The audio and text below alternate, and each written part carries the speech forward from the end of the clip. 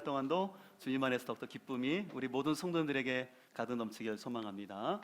우리 신앙의 유산 시리즈 진행됐는데요. 우리 잠깐 마지막 영상 함께 보도록 하겠습니다.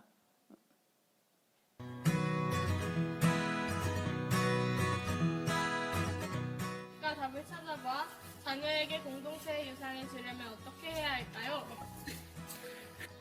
뭐야? 교회는 사람이 아닌 하나님의 교회임을 기억해야 합니다. 그래요. 교회의 주인은 하나님이에요. 교회는 예수 그리스도의 피로 사신 복음의 공동체임을 기억해야 해요. 또 자녀에게 공동체의 유산을 물려주려면 어떻게 해야 할까요?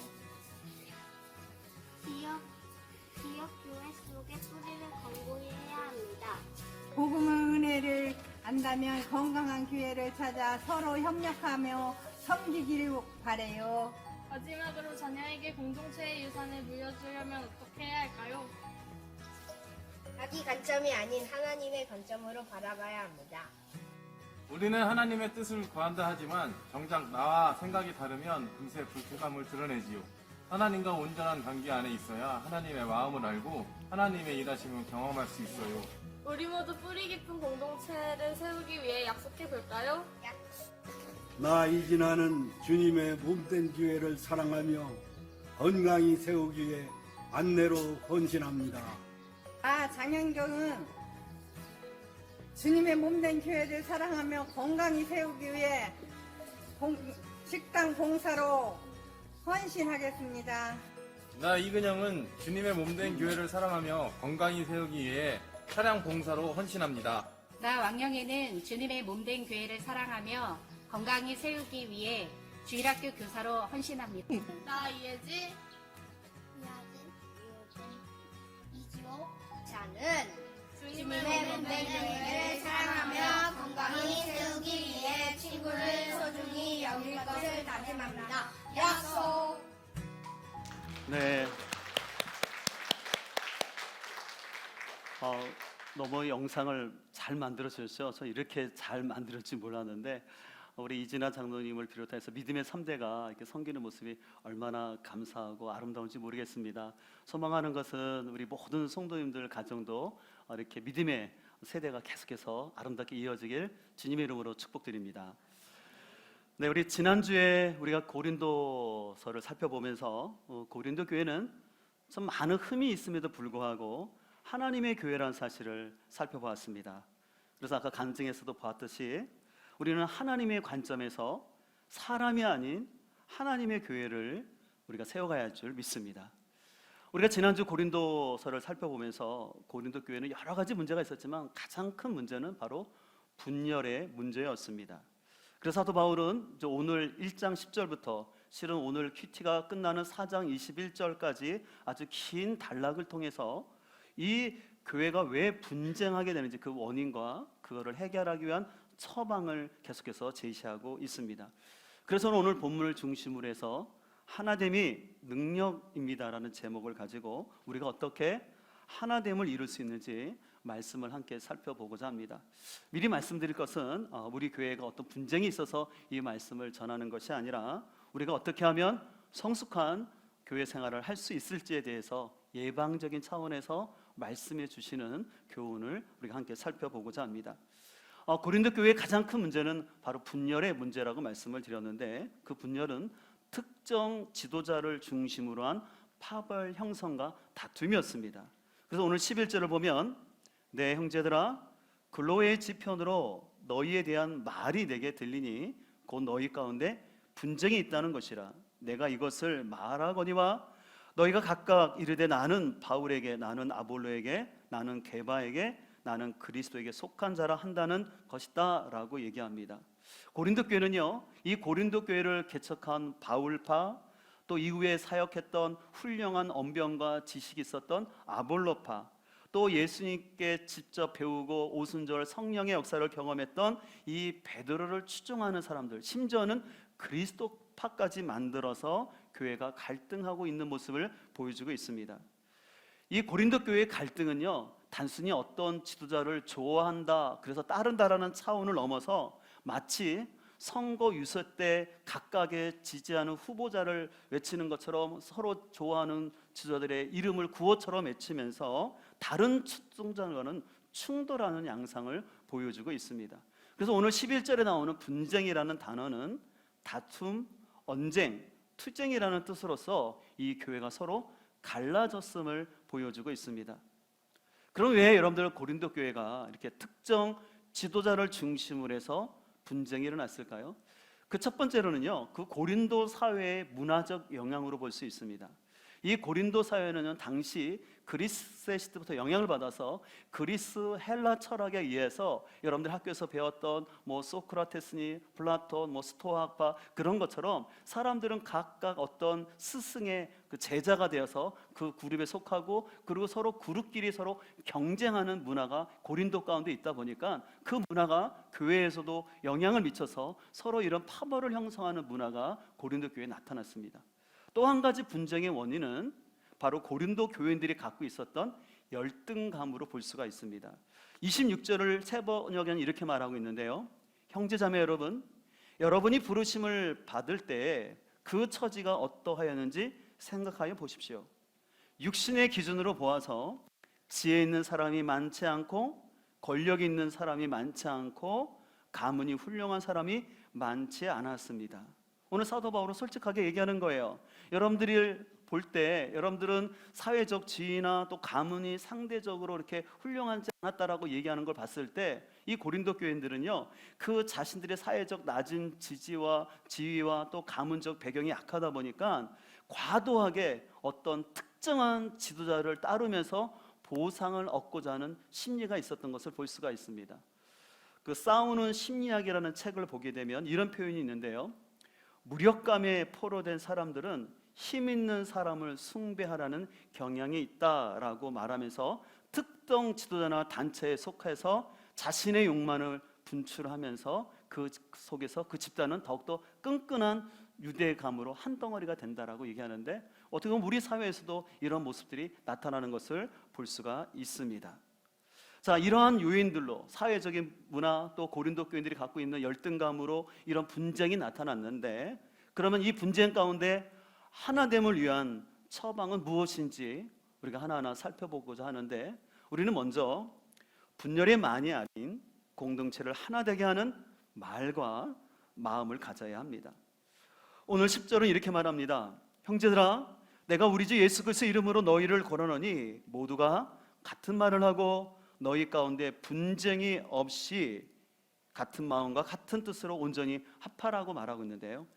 여기 10절에서 말하는 분쟁은요, 11절에 나오는 분쟁과는 다른 뜻을 갖고 있는 단어인데 여기서 단어는 분열, 갈라짐, 틈, 찢어짐이라는 뜻이 있어요. 그래서 이 고린도 교회는요, 서로 갈라지고 찢어짐으로 인하여서 그들은 어떤 대상을 분열시킴으로 인해서 그 대상이 온전한 역할을 하지 못하도록 했습니다. 고린도 교인들은 자신들이 너무 좋아하는 그 지도자들을 지나치게 추종함으로 말미암아 그리스도의 교회가 한몸된 교회가 제 역할을 못하도록 만들었습니다. 특별히 고린도 교인들은요, 우리 지난주 살펴본 것처럼 언변이 굉장히 뛰어난 사람들이었는데 문제는 그 언변이 말 잘함이 오히려 교회 분열을 야기시키는 요인이 되었습니다. 그래서 12절은 이렇게 말합니다. 다름이 아니라 여러분은 저마다 말하기를 나는 바울 편이다, 나는 아볼로 편이다, 나는 게바 편이다, 나는 그리스도 편이다라고 얘기한다고 말합니다. 여기서 말한다라는 단어는요, 그냥 단순히 말하는 수준이 아니라 단언하다, 주장하다라는 뜻으로서 나는 그냥 어떤 지도자가 좋아 그런 수준이 아니라 나는 바울이 최고야 그러면서 아볼로하고 게바는 아니지, 또 반대서는 아니야 아볼로가 최고야 단언하면서 다른 지도자는 폄하하는 모습이 그들 안에 발생했다라는 것입니다. 여러분 알다시피 말은요, 파워가 있고 에너지가 있습니다. 그래서 사람은 자신이 어떤 말을 하느냐에 따라서 그 말에 의해서 자신의 감정과 생각, 또 그것은 공동체의 영적 흐름에 많은 영향을 미친다는 것을 우리는 알고 있습니다. 그래서 우리가 실은 가정 안에서도 서로를 격려하고 지지하는 말을 하게 되면 그 가정이 굉장히 따뜻하죠. 근데 가정 안에서 서로가 지적하고 공격하는 말을 하게 되면은 그 분위기가 싸해질 뿐만 아니라 또 그 말을 하면서 또 말하는 당사자도 굉장히 어두워지는 것을 우리는 다 경험을 해서 알 수 있을 것입니다. 오늘 고린도 교회 가운데 보면 안타깝게도 하나님께서는 그 고린도에 필요하기 때문에 개척자인 바울도 세웠고 그 후에 아볼로도 세웠고 또 베드로도 보내셨거든요. 근데 고린도 교인들은 자기의 기준과 자기의 관점을 가지고 스스로 판단함으로 인해서 누구와 좋다라고 팔을 만들므로 인해서 결국은 공동체에 해를 가져오는 행동을 하는 것을 볼 수가 있습니다. 제가 15년 전에 위구르족의 그 단기 선교를 갔다 온 적이 있는데요. 거기 계신 선교사님이 얘기해 주는 말씀이 아직도 기억나는데, 그 위구르족은요 굉장히 용맹스럽고 춤을 굉장히 잘 추는 사람들입니다. 저희가 가서 섬겼던 그 지체들도 보니까 굉장히 춤도 잘 추고 말도 잘하는 거예요. 아주 용맹스러워요. 근데 한 가지 위구르족의 장점이면서 단점은 뭐냐면 말이 굉장히 강한 민족이라는 것입니다. 그래서 이 위구르 사람들은 말을 굉장히 잘해요. 근데 문제는 두세 사람만 모이면 다른 사람을 향해서 험담하는 문화가 너무 강한 거예요. 그러다 보니까 민족이 하나가 되지 못해요. 그래서 아직도 독립을 이루지 못하고 개인적으로는 용맹스럽고 아주 문화도 발달했지만 실은 이 독립을 이루지 못하는 이유 중에 하나가 뭐냐면 서로를 향해서 말로 험담하고 공격함으로 인해서 독립된 국가를 이루지 못하고 있습니다. 여러분 아는 것처럼 마귀라는 단어가 디아볼로스라고 하는데, 이 디아는 둘이라는 단어와 가른다라는 단어가 합해진 말이에요. 그래서 둘로 갈라놓는다라는 것이죠. 그래서 여러분 기본적으로 사단은 하나님과 인간 사이를 갈라놓고요, 또한 성도와 성도 사이, 더 나아가서는 목회자와 성도 사이를 오해케 하고 비교케 함으로 분열시키는 말들을 하는 것이 사단입니다. 그래서 우리는 어떤 문제가 발생했을 때 잘 생각을 해야 돼요. 단순히 개인의 문제가 아니라 그 배후에는 또 사단이 교회를 공격하고 있다는 모습을 잘 기억해야 됩니다. 우리가 교회 생활하면서 우리가 시험이 드는데 그 시험이라는 건 다른 게 아닌 것 같아요. 아주 사소한 어떤 상대방의 표정이나 또 상대방의 자질을 잘 알지 못하는 것들. 예를 들어서 어떤 사람이 시력이 안 좋아서 나를 본 것 같은데 그 사람이 나에게 인사를 안 할 수가 있거든요. 못 할 수가 있거든요. 근데 그럴 때 우리 마음속에 저 사람이 날 무시하나? 라는 그런 마음이 생길 수도 있습니다. 또 어떤 사람은 표정이라는 건 다양한 건데 어느 한순간 그 표정을 보고 딱 보고는 저 사람이 나의 저런 표정을 주었다라고 오해케 하는 것이 우리 안에 발생할 수 있다는 것입니다. 그래서 이런 오해가 발생하게 되면은 자꾸 성도 간에 분열이 일어나고, 그래서 그 분열로 인하여서 더 본질적인 예수님에 대한 사랑에서 우리 마음이 식어지게 하는 거죠. 그러니까 사랑과의 관계에 문제가 있음으로 인하여서 하나님 앞에 나가지 못하도록 한다는 것을 볼 수가 있습니다. 그래서 우리 안에 있는 작은 오해가 확대가 되면 상처가 되고, 그 상처가 확대가 되면 내가 주님의 몸으로부터 떠나져서 다시 세상 가운데로 살려는 마음이 나타나는데, 그 뒤에는 사단의 전략이 있다는 것을 우리는 잘 분별을 해야 합니다. 그렇기 때문에 오늘 사도 바울은 10절 후반절에서 이렇게 말합니다. 같은 마음과 같은 뜻으로 온전히 합하라라고 말하고 있습니다. 여기서 같은 마음과 같은 마음으로 뜻을 합하라는 것은 획일적으로 공산주의가 되라는 것이 아닙니다. 여기서 온전히 합하다라는 단어는 수리하다, 그물을 수선하다라는 뜻이 있어서요, 갈라지고 찢긴 마음을 수선화해서 그 마음을 회복하라는 것입니다. 왜냐하면 그 갈라진 마음이 회복되지 않으면 그 사이로 틈이 생겨서 사단이 우리를 공격하기 때문에 그렇습니다. 그렇기 때문에 우리는요, 특별히 교회 생활하면서 절대 성도들끼리 비교할 필요가 없는 거죠. 다른 성도가 가진 은사에 대해서도 비교할 필요가 없고, 또 다른 목자에 대해서도 비교할 필요가 없는 거고요. 또 더 나아가서는 어떻게 보면 우리는 과거에 여러분들이 몸담았던 공동체와 또 지도자가 있을 텐데 그 과거의 교회와 지도자를 비교할 필요가 없는 거죠. 왜냐하면 그때는 내가 그런 공동체 지도가 필요하기 때문에 내가 거기서 몸담고 훈련을 받은 거고, 또 지금은 하나님께서 사정이 있어서 또 뜻이 있어서 우리를 이곳으로 불러오셨기 때문에, 그렇기 때문에 절대로 과거랑 비교할 필요가 없이 오늘 우리가 주어진 상황 속에서 계속해서 하나됨을 이루는 것이 중요한 것이죠. 그래서 오늘 공동번역에서는 10절을 이렇게 말합니다. 형제 여러분, 나는 우리 주 예수 그리스도의 이름으로 여러분에게 호소합니다. 여러분은 모든 의견을 통일시켜 갈라지지 말고 같은 생각과 같은 뜻으로 굳게 단합하십시오. 이 말씀을 오해하지 말 것은 무조건 아무 말도 의견도 내지 말고 강제적으로 하나가 되라는 뜻이 결코 아닙니다. 오늘 사도 바울은 너희 안에 혹시 어떤 오해나 갈등이 생겼을 때 주님을 향한 그 마음과 공동체를 사랑하는 마음을 가지고 서로를 존중하면서 소통하려는 마음을 가지라는 것입니다.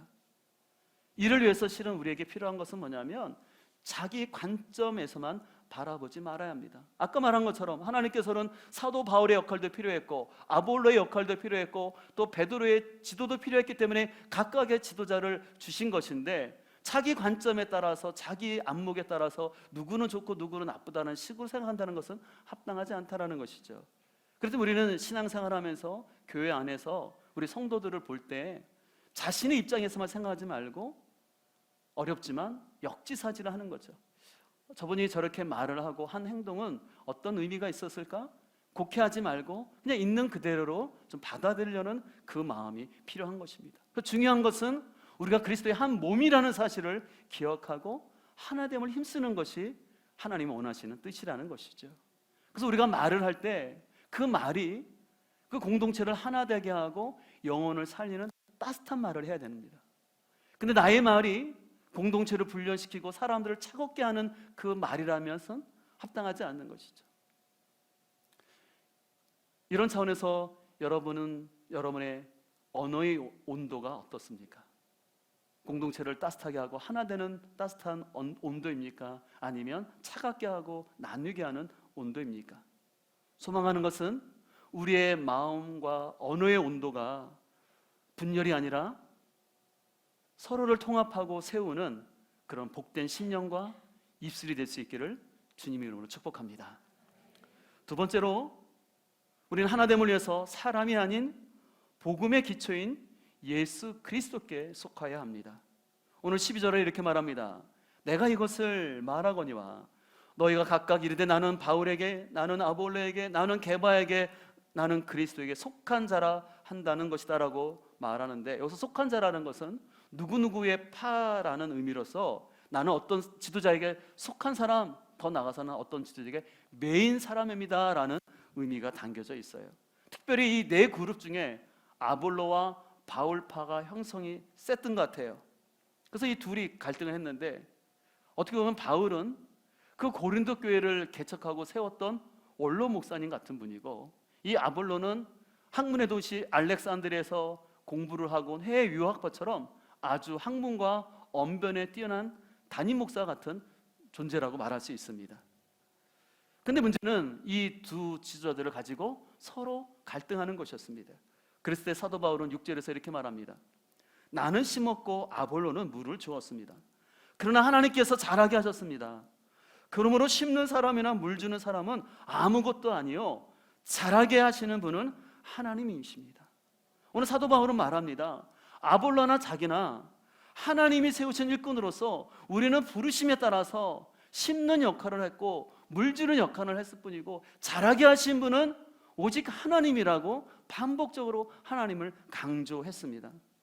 그러나 안타깝게도 오늘 고린도 교인들은요 교회를 세우시고 이끄시는 하나님께 초점을 두기보다는 육신적인 생각에 빠져서 사람에게 초점을 두고 서로 경쟁하는 모습을 보여줍니다.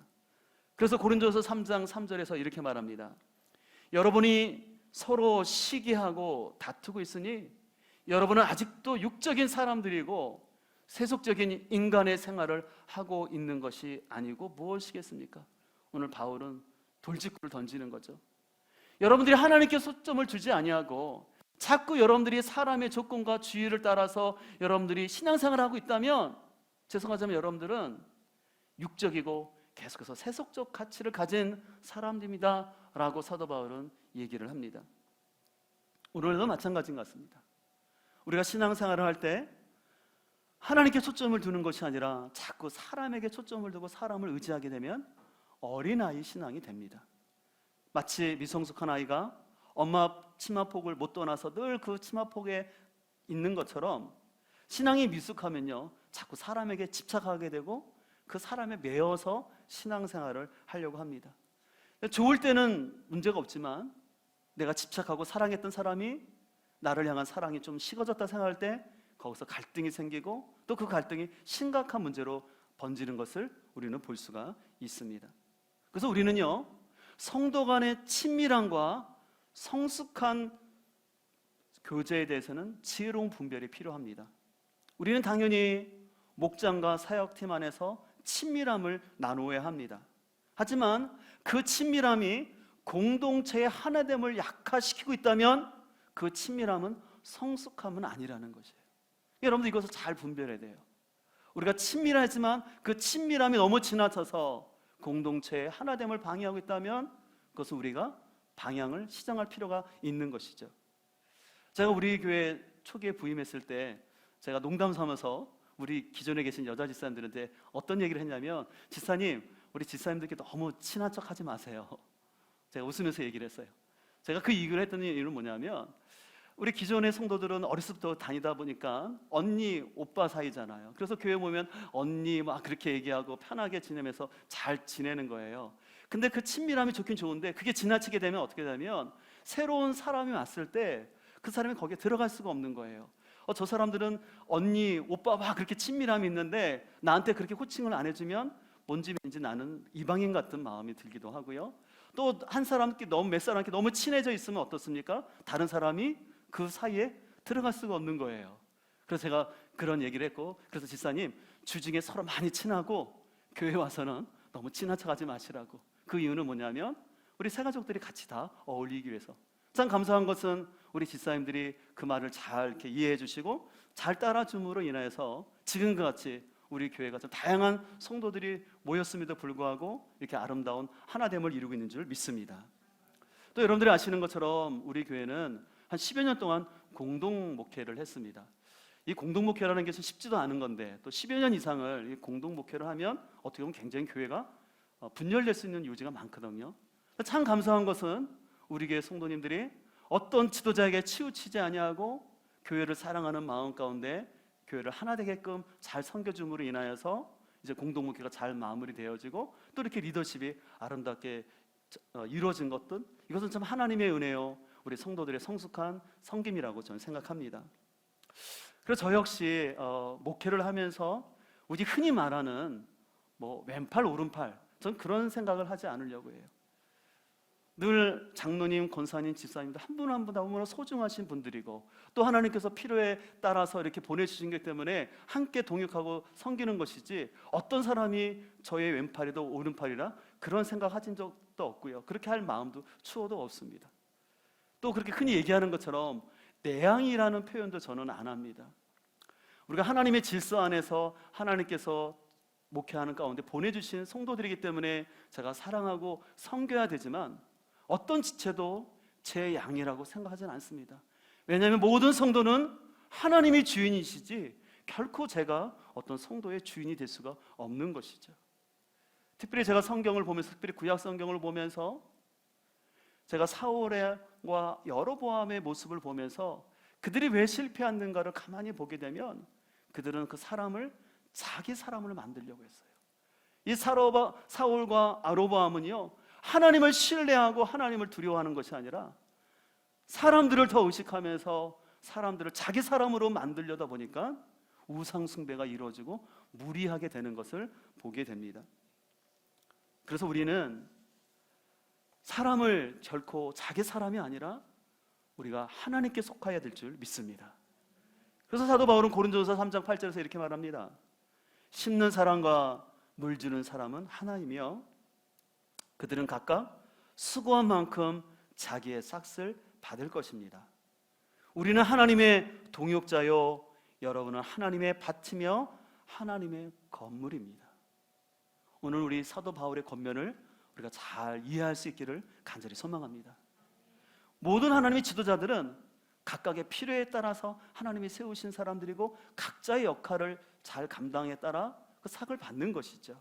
중요한 것은 우리는 하나님의 공동체고 하나님의 밭이며 건물이라는 이 마음을 기억하고, 중요한 것은 나의 밭, 나의 건물이 아니라 하나님의 밭, 하나님의 건물인 거예요. 그래서 우리는 사람에 매이는 것이 아니라 하나님께 매이고, 그러면서 우리는 동시에 우리가 함께 공동체로 부름받은 지체임을 기억하면서 서로를 세워주며 그리스도 안에 머무는 우리가 되길 간절히 소망합니다. 마지막으로 우리는 종교적 외형이 아닌 복음에 집중하는 삶을 살아가야 합니다. 오늘 13절에서 사도 바울은 이렇게 말합니다. 그리스도께서 갈라지셨습니까? 바울이 여러분을 위하여 십자가에 달리기라도 했습니까? 또는 여러분이 바울의 이름으로 침례를 받았습니까? 내가 여러분 가운데서 그리스도와 가이오 밖에는 아무에게도 침례를 준 일이 없음을 하나님께 감사드립니다. 여러분들 지금 이 말을 하는 사도 바울의 마음이 어떨까요? 실은 격해졌어요. 좀 사도 바울의 마음이 좀 화가 났어요. 그래서 아니, 어떻게 그리스도의 몸이 갈라진다고 말합니까? 아니, 내가 여러분을 위해서 내 사도 바울이 십자가를 졌단 말입니까? 왜 자꾸 여러분들이 나를 중심으로 해서 바울파니 그렇게 하십니까? 라고 사도 바울은 얘기를 합니다. 왜 그러냐면요, 이 고린도 교인들은요, 특정한 지도자를 통해서 침례받는 걸 굉장히 중요하게 생각했고, 나는 누구에게 침례받는 사람이야? 라고 해서 나는 그 지도자를 통해서 하나님의 백성이 됐어 라고 얘기하는 것이에요. 근데 여러분 알다시피 침례라는 무엇입니까? 나의 옛자가 주님과 함께 십자가에 죽고 물속에 일어나면서 내 안에 이제 예수 그리스도가 주인 되시고 그분과 함께 산다는 고백 아니겠습니까? 그리고 우리 침례식을 온 성도들이 함께 보는 모습 가운데 함으로 인하여서 이제 우리가 한 지체임을 고백하고 함께 더불어 살겠다는 고백이 침례의 의미가 아니겠습니까?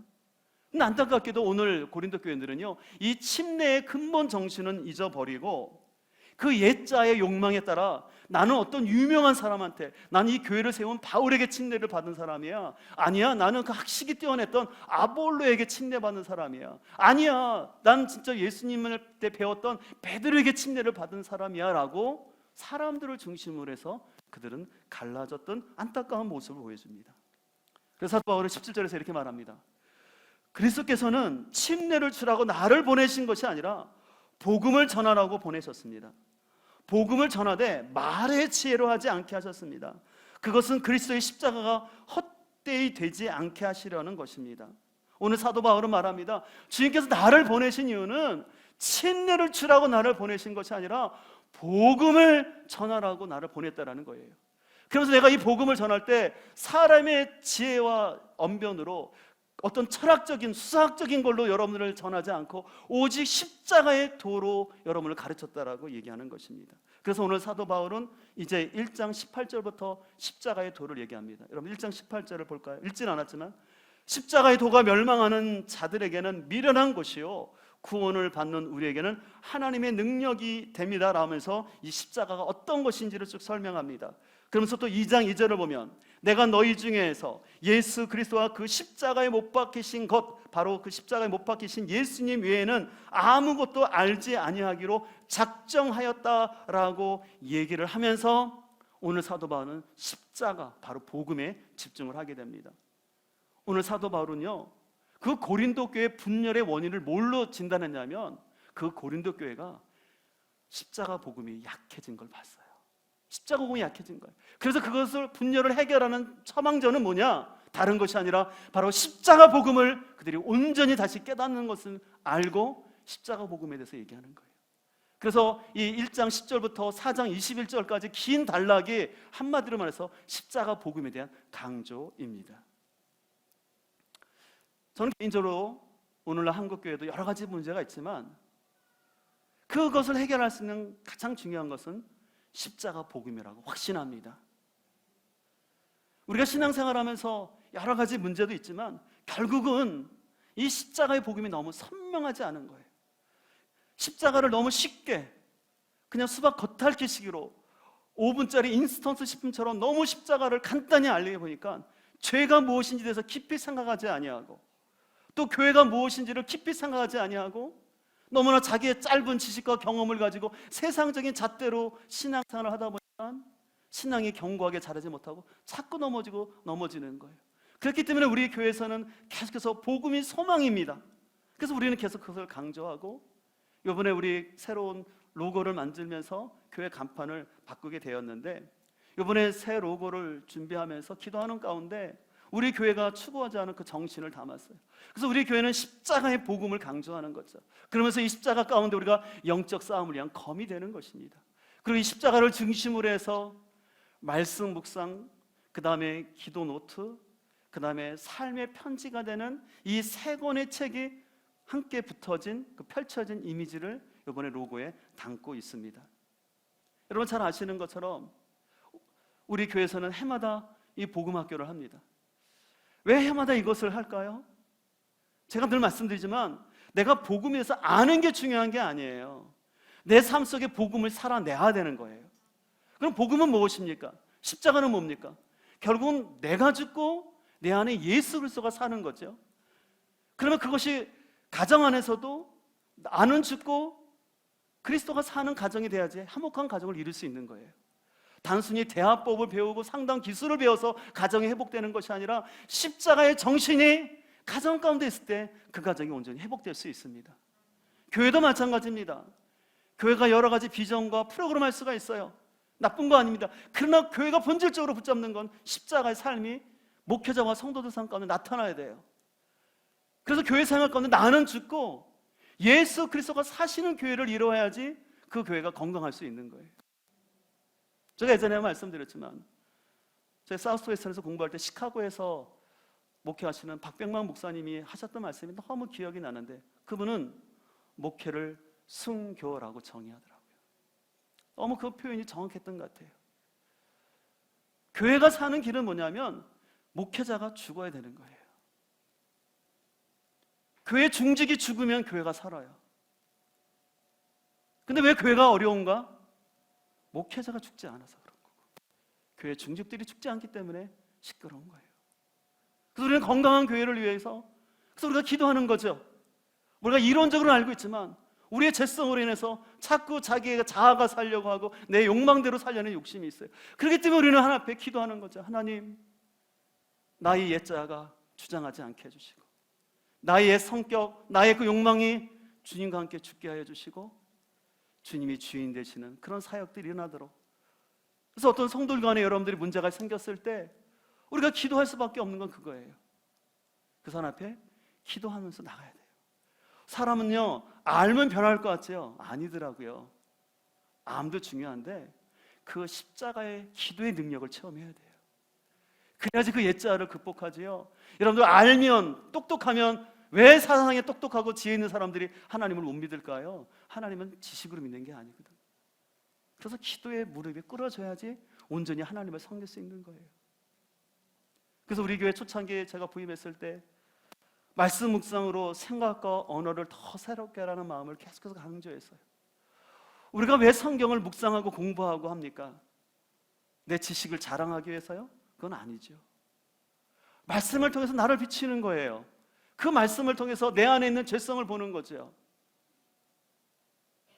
그래서 그 말씀을 통해서 나의 생각과 언어가 바뀌어지는 모습이 천천히 드러나야 되는 거죠.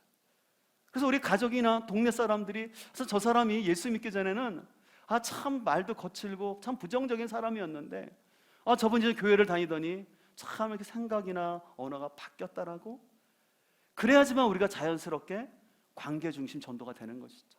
그래서 우리 교회에서는 관계 중심 전도를 하고자 하는데 이것은 내 삶이 변하지 않으면 어려운 것이죠. 그래서 우리는 끊임없이 이 십자가의 은혜를 붙잡아야 할 줄 믿습니다. 그래서 십자가는 하나님과 인간 그리고 성도와 성도, 목회자와 성도를 하나 되게 하는 것이 십자가의 원리이기 때문에 우리는 어떤 프로그램이나 어떤 행사보다도 더 십자가 복음에 집중하며 나아갈 수 있기를 소망합니다. 최영준 박사님이 하나됨의 비전이라는 책을 썼는데 제가 이 책을 좀 읽어보면서 많은 통찰력을 받았어요. 이분은 교회사를 자기가 쭉 봤을 때 교회사는 한마디로 분열의 역사였음을 얘기하습니다. 근데 왜 분열했느냐? 신학적인 논쟁도 있었지만 가만히 보니까 자기가 옳다는 고집과 사소한 의견 충돌이 분열의 요인이었다고 진단하는데 저는 많은 공감을 했어요. 나름대로 어떤 신학을 세우기 위해서 이단과 우리가 논쟁한 것은 있지만 그것 외에 많은 경우 교회 분열이 어디서 일어나냐면 나만 옳다라는 거예요. 내 생각이 옳다라는 거예요. 내 신학적 견해가 옳다라는 그 고집을 꺾지 못해서 교회가 분열하고 또 아주 사소한 것들이 오해가 돼서 결국은 갈라지는 것을 볼 수가 있습니다. 그래서 여러분, 공동체를 무너뜨리는 것은 어떤 큰 문제나 큰 시험이 아니라 아주 사소한 거예요. 사소한 말, 사소한 행동들이 사람들의 입을 타고 옮겨지면서 교회를 힘들게 하는 거예요. 근데 건강한 교회는 어떤 교회냐? 때로는 연약한 성도들, 세속적인 가치관이 있는 성도들, 그래서 사단이 그 사람들을 통해서 교회를 갈라놓는 말과 행동을 했을 때 누군가는 그 자리에 서서 기도하는 거죠. 하나님, 그 성도의 마음속에 있는 왜곡된 생각과 저 부정적인 말들이 더 이상 퍼치지 않게 해주시고 교회가 하나 되게 해달라고 파수꾼의 역할을 하는 사람이 있으면 그 교회는 세워지는 것입니다. 근데 그렇지 못하고 그런 부정적인 말이 있을 때 같이 편승해서 또 자신의 생각을 통해서 말이 이어지게 되면 결국은 그 공동체는 온전해질 수 없고, 그래서 그리스도의 몸이 분열됨으로 인해서 교회가 본질적으로 해야 된 복음을 전하고 생명을 전하는 일에 힘을 쏟는 것이 아니라 이 말을 누가 했고 누가 이런 말을 했는지 자꾸 그거를 따지려고 해요. 그래서 저는 어떤 말을 들어도 누가 했다고 따지지 않으려고 해요. 뭐 해서 뭐 하겠습니까? 필요한 건 기도하는 것이죠. 소망하는 것은 우리 공동체가 이런 성숙한 십자가 복음 앞에 더 나아가길 소망합니다. 서로 모였을 때 다른 사람을 아까 미구리족처럼 말을 잘하는 사람들끼리 모여서 누구를 정죄하고 판단하는 그런 얘기를 자꾸 함으로 인하여서 자기 영혼을 죽일 뿐만 아니라 다른 사람의 영혼을 죽이고 쉽게 하는 것이 아니라 그 십자가의 복음, 내가 만났던 예수님에 대한 그 간증과 고백을 통해서 우리가 그리스도를 드러낼 수 있기를 간절히 소망합니다. 또한 우리가 두려워하지 않고 하나 될 수 있는 것은 바로 우리 예수님께서 우리를 위해서 기도하고 있기 때문에 하나가 될 수 있습니다. 요한복음 17장 22절은 이렇게 말합니다. 나는 아버지께서 내게 주신 영광을 그들에게 주었습니다.